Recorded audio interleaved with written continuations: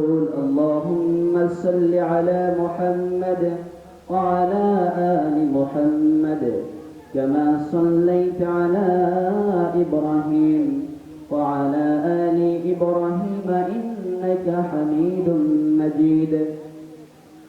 اللهم بارك على محمد وعلى آل محمد كما باركت على إبراهيم وعلى آل إبراهيم إنك حميد مجيد. الحمد لله. ঐতিহ্যবাহী নীলফামারী জেলার সদর থানা অন্তর্গত বাহালিপাড়া চৌধুরী বাজার হাফিজিয়া মাদ্রাসার হাফেজ ছাত্রদের দস্তারবন্দির উপলক্ষে আজকের ওই ঐতিহাসিক তাফসীরুল কোরআনের আয়োজন। আজকের ঐতিহাসিক তাফসীরুল কোরআন মাহফিলের সভাপতি জনাব ওবায়দুল ইসলাম মাস্টার, চেয়ারম্যান ৬ নং রামদাগড় ইউনিয়ন পরিষদ সদর নীলফামারী। প্রধান আলোচক আন্তর্জাতিক খ্যাতি সম্পন্ন মুফাসসির কোরআন হযরত মাওলানা আফজাল হোসেন জিহাদি সাহেব সাতক্ষীরা। বিশেষ মুফাসসির হযরত মাওলানা আরিফ আল মামুন খতিব বাহালিপাড়া চৌধুরী বাজার জামে মসজিদ। উপস্থিত রয়েছেন আরো বিভিন্ন অতিথিবৃন্দ, ওলামায়ে কেরামগণ, পর্দার আড়ালের অবস্থানরত আবেদা সালেহা পর্দানিশীন মা এবং বোনেরা, সামনে উপবিষ্ট যুবক ভাইয়েরা, মুরব্বী বয়সের বাবাজিরা, সবাইকে জানাচ্ছি সালাম, আসসালামু আলাইকুম ওয়া রাহমাতুল্লাহি ওয়া বারাকাতুহু। আপনারা সবাই কেমন আছেন? আলহামদুলিল্লাহ, আল্লাহ তাআলার কাছে শুকরিয়া আদায় করছি, মহান আল্লাহ তাআলা আমাদেরকে ভালো রেখেছেন। আসুন, যেহেতু সময় সংক্ষিপ্ত, আমরা সরাসরি আলোচনা শুনবো কোরআন থেকে। আল্লাহ যেন আমাদেরকে তৌফিক দান করেন, সকলে বলছি আমিন। আর ভাইরা, আমি আপনাদের সামনে মহামহিমান্বিত কোরআনুল কারীমের সূরাতুন আন-নিসার 105 নম্বর আয়াতে কারিমা তেলাওয়াত করেছি। আসুন সে আয়াতে কারিমার মধ্যে আল্লাহ রাব্বুল আলামিন কি বলেছেন আমরা শুনবো এবং মানব। আল্লাহ যেন তৌফিক দান করেন, সকলে বলছি আমিন। আল্লাহ রাব্বুল আলামিন তার ভাষায় জানিয়ে দিচ্ছেন, ইন্না আনজালনা ইলাইকাল কিতাবা বিল হাক্কি লিতাহকুম বাইনান নাসি বিমা আরাকাল্লাহ। আল্লাহু আকবার। আল্লাহ রাব্বুল আলামিন বলছেন, হে রাসূল, আমি কিতাব সহকারে আপনার প্রতি নাজিল করেছি, যাতে করে আল্লাহ রাব্বুল আলামিনের পক্ষ থেকে আপনাকে সঠিক পথ আমি আল্লাহ রাব্বুল আলামিন দেখাই দিতে পারি। আর এই কোরআন অনুযায়ী জনগণের মাধ্যমে জনগণের মধ্যে আপনি বিচার ফয়সালা করতে পারেন। বলি সুবহানাল্লাহ। আমার দিনী ভাইয়েরা, গভীর মনোযোগ। এই কোরআনুল কারীম এমন একটা কিতাব, এই কোরআন শুধু ৫ ওয়াক্ত নামাজ পড়ার জন্য নাজিল হয় নাই। এই কোরআন শুধু রমজান আসলে পরে তারাবির নামাজ পড়ার জন্য নাজিল হয় নাই। এই কোরআন এমন একটা কিতাব, মানুষ তার জীবন ব্যবস্থাকে কেমনে করে চালাবে, সমাজ ব্যবস্থারে কেমনে করে চালাবে, অর্থনীতি কেমনে চালাবে, সমাজনীতি কেমনে চালাবে, রান্নাঘর থেকে শুরু করে নিয়ে সংসদ ভবন পর্যন্ত কেমনে চালাবে, আল্লাহ রাব্বুল আলামিন complete the holy Quran, complete ভাবে আল্লাহ রাব্বুল আলামিন এই কোরআনকে নাজিল করেছেন। বলি সুবহানাল্লাহ। আমার ভাইয়েরা, দুনিয়াতে যত পয়গম্বর আলাইহিস সালাতু ওয়াস সালাম এসেছিলেন, সমস্ত পয়গম্বরকে আল্লাহ রাব্বুল আলামিন মুজিজা দান করেছিলেন। সমস্ত পয়গম্বরেরা চলে গিয়েছেন, তাদের মুজিজা থেমে গিয়েছে, কিন্তু মুহাম্মদ রাসূলুল্লাহ সাল্লাল্লাহু আলাইহি সাল্লামকে আল্লাহ রাব্বুল আলামিন এমন এক কোরআন নাজিল করেছেন, এমন এক কোরআন মুজিজা হিসাবে পাঠিয়ে দিয়েছেন, রাসূলুল্লাহ চলে গিয়েছেন কিন্তু কোরআনের মুজিজা বন্ধ হয় নাই। বলি সুবহানাল্লাহ। আমার দিনী ভাইরা, এই কোরআন অনুযায়ী যদি কেউ নিজেকে তৈরি করতে পারে, এই কোরআন অনুযায়ী যদি কেউ নিজেকে চালাতে পারে, এই কোরআন তাদেরকে আল্লাহর জান্নাত পর্যন্ত নিয়ে যাবে। বলি সুবহানাল্লাহ।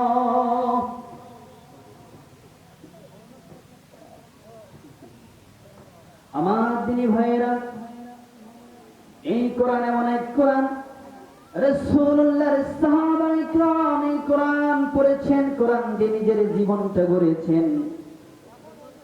এই কোরআন দিয়া তারা রাষ্ট্র পরিচালনা করেছেন, মানুষের অধিকার জনগণের মধ্যে ফিরিয়ে দিয়েছেন। বলি সুবহানাল্লাহ। আমার ভাইরা, আমিরুল মুমিনিন হযরত ওমর রাদিয়াল্লাহু তাআলা আনহু, তিনি ছিলেন এই কোরআনের শাসক। এরকম শুধু একটা দুইটা দেশ নয়, অর্ধেকটা পৃথিবী শাসন করেছেন আমিরুল মুমিনিন। এই কোরআন দিয়া জনগণের মাঝে সঠিক ফয়সালা প্রদান করেছেন। বলি সুবহানাল্লাহ। আমার ভাইয়েরা, ফলে কি হয়েছে? আমিরুল মুমিনিন কোরআনের শাসক হবে যে, তার চরিত্র কেমন হবে?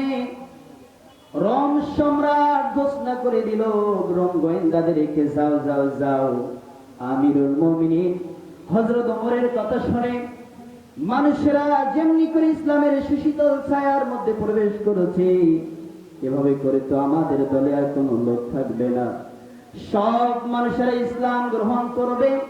যাও তো জলদি করে যাও, ওমরের দরবারে যাও, ওমরের কি কারসাজি, ওমর কি এমন করে, কি এমন বলে।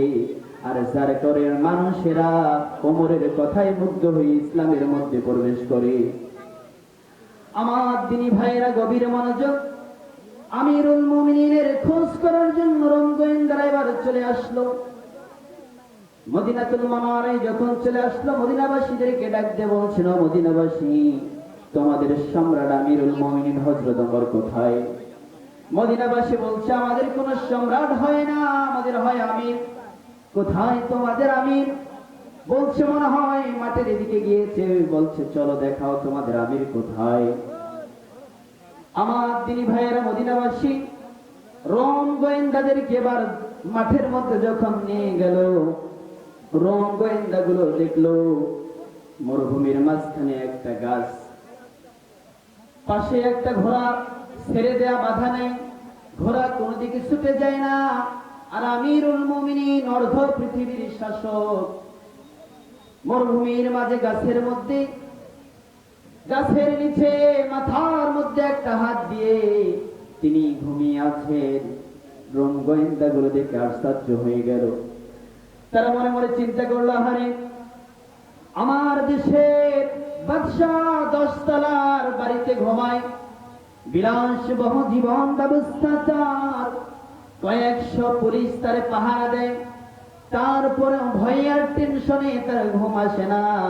আর অর্ধেক পৃথিবীর শাসক আমিরুল মুমিনিন খোলা মাঠের মধ্যে গাছের ছায়ায় শুয়ে আছেন, মাথার মধ্যে হাত দিয়া, তার প্রতি মানুষের কোনো আকর্ষণ নাই, তাকে কেউ আঘাত করে না।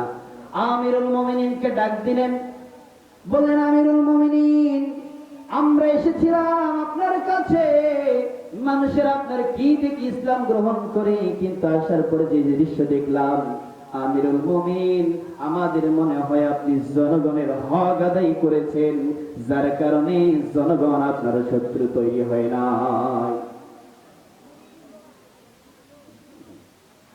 আমার দিনী ভাইরা, কোরআনের শাসক তো হবে এমন, আমিরুল মুমিনের মতো যদি কোরআনের শাসক আমরা পেতাম, আমাদের সমাজটা হয়ে যেত জান্নাতের মতো। বলি সুবহানাল্লাহ।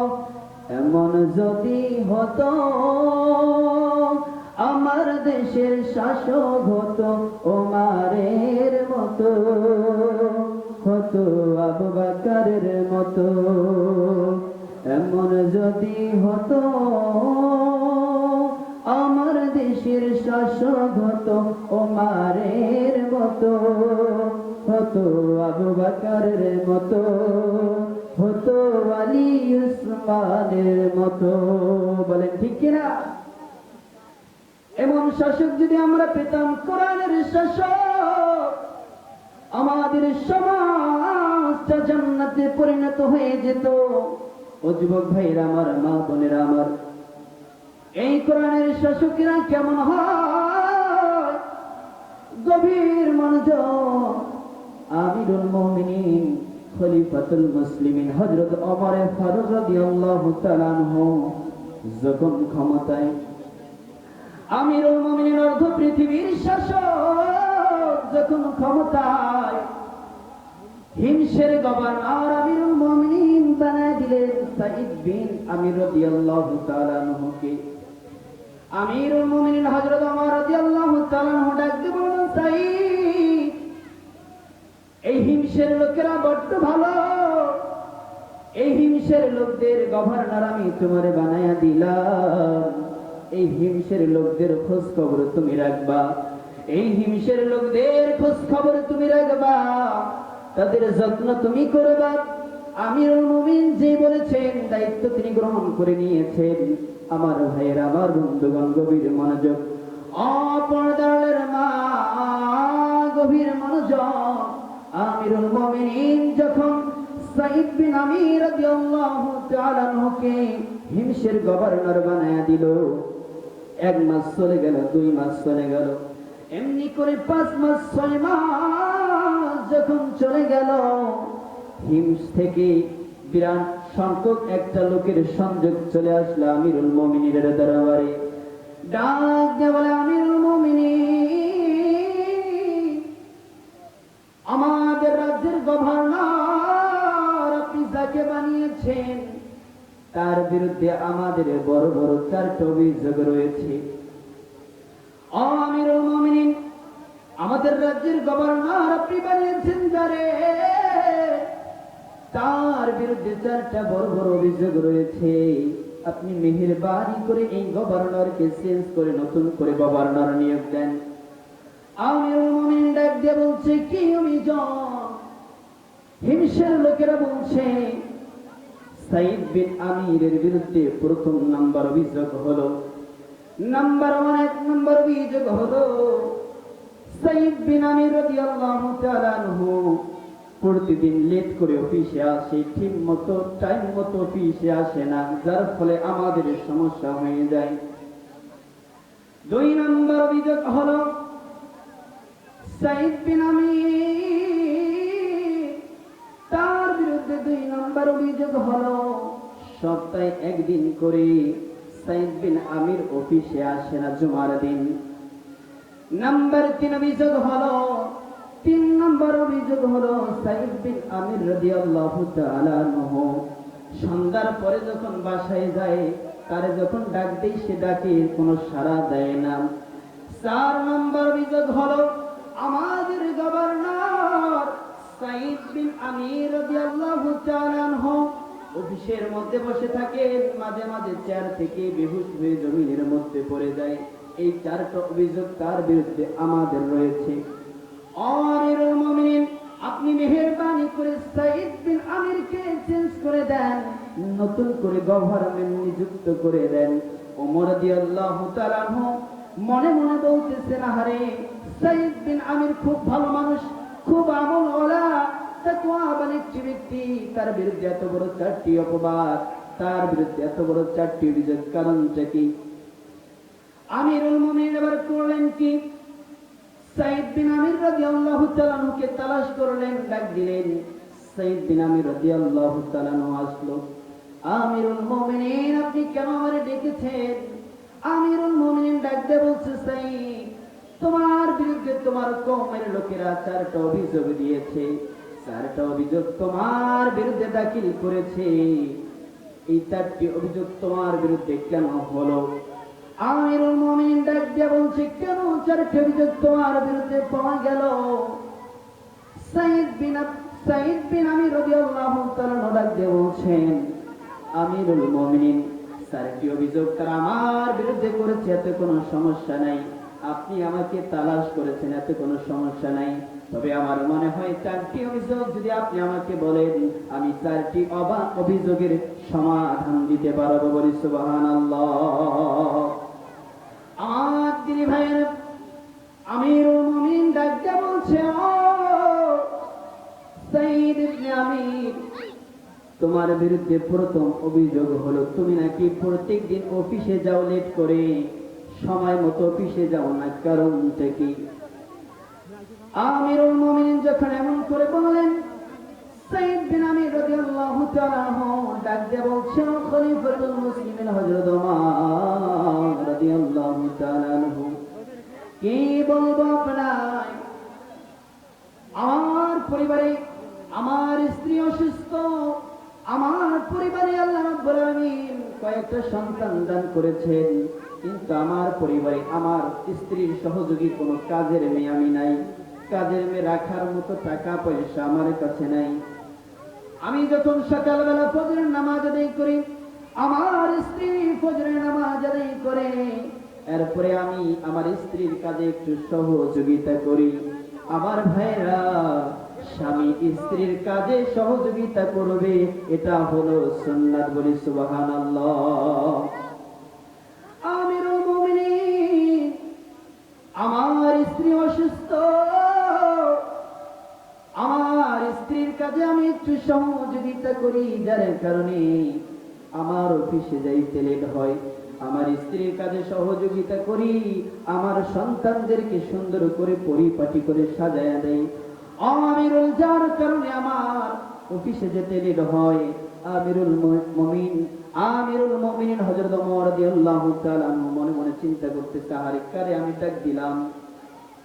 ও সাইয়্যিদ, তোমার বিরুদ্ধে 2 নম্বর অভিযোগ হলো তুমি নাকি সপ্তাহে একদিন করে অফিসে যাও না, কারণটা কি? আমিরুল মুমিনিন ডাক দিয়ে বলছেন, তুমি নাকি সপ্তাহে একদিন করে অফিসে যাও না, কারণটা কি? সাইয়্যিদ বিন আমির রাদিয়াল্লাহু তাআলা বলছেন, আমিরুল মুমিনিন, এই যে আপনার সামনে আমি যে কাপড়টা পরে উপস্থিত হয়েছি, আল্লাহর কসম করে বলছি, এই কাপড়টা ছাড়া আমার বাড়িতে আমার দ্বিতীয় কোনো কাপড় নাই। আমিরুল মুমিনিন, এই কাপড়টা পরে সপ্তাহে 6 দিন আমি জনগণের খেদমতে নিয়োজিত থাকি, কিন্তু জুমার দিন যখন এসে যায়, রাসূলুল্লাহ সাল্লাল্লাহু আলাইহি সাল্লাম বলেছেন, জুমার দিন পরিষ্কার পরিচ্ছন্ন উত্তম পোশাক পরে জুমার নামাজে হাজির হতে। আমিরুল মুমিনিন, এই কাপড়টা 6 দিন ধরে পরি, ময়লা কাপড়, যার কারণে এই কাপড়টা পরে আমি জুমার নামাজে উপস্থিত হতে পারি না। এই কাপড়টাকে সকালবেলা ধুয়ে রোদে নাড়িয়ে মেরে দেই, সকাল থেকে দুপুর পর্যন্ত এই কাপড়টা রোদে শুকাতে দেই, যার কারণে সপ্তাহে একদিন করে আমার অফিসে যাওয়া হয় না। বলি সুবহানাল্লাহ। আমার ভাইরা, আমিরুল মুমিনিন অবাক হয়ে গেল, হারে কি পরিমাণ ঈমান তার! ও সাইয়্যিদ, তোমার বিরুদ্ধে 3 নম্বর অভিযোগ হলো তোমার কওমের লোকেরা সন্ধ্যার পরে যখন বাসায় তোমাকে নক করে, তোমাকে ডাকে, তুমি নাকি ডাকে সাড়া দাও না, কারণটা কি? আমার তিনি ভাইয়েরা,